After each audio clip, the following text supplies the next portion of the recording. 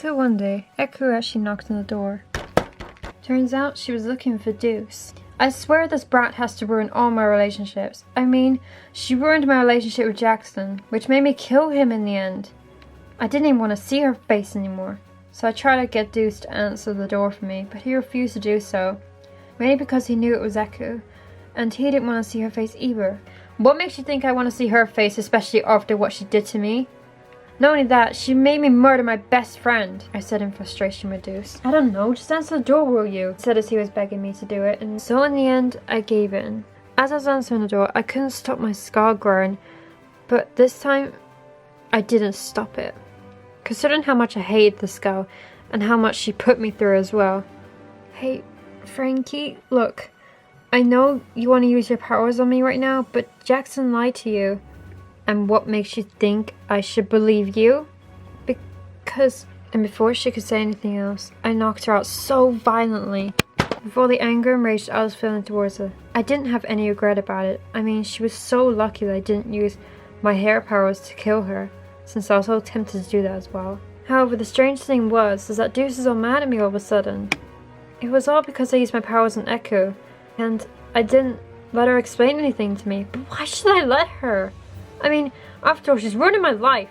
I kept on asking myself, why is he so mad at me if I used my powers on her?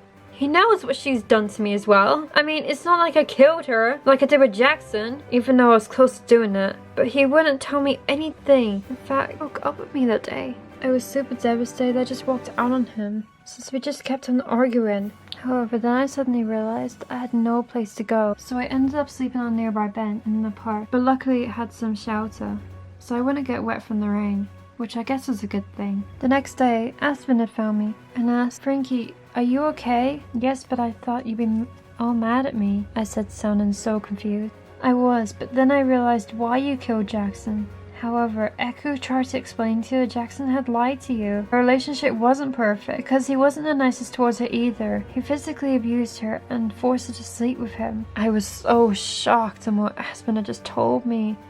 I mean, I had no idea that this was happening. I don't know what could have turned Jackson into such a horrible evil monster. But regardless of all that, I'm so glad of what I did to him, since he definitely deserved it after all. I knew that I had to apologize to Echo, which was something that I wouldn't thought I'd ever do. On the other hand, I felt slightly sorry for her about what she went through with Jackson.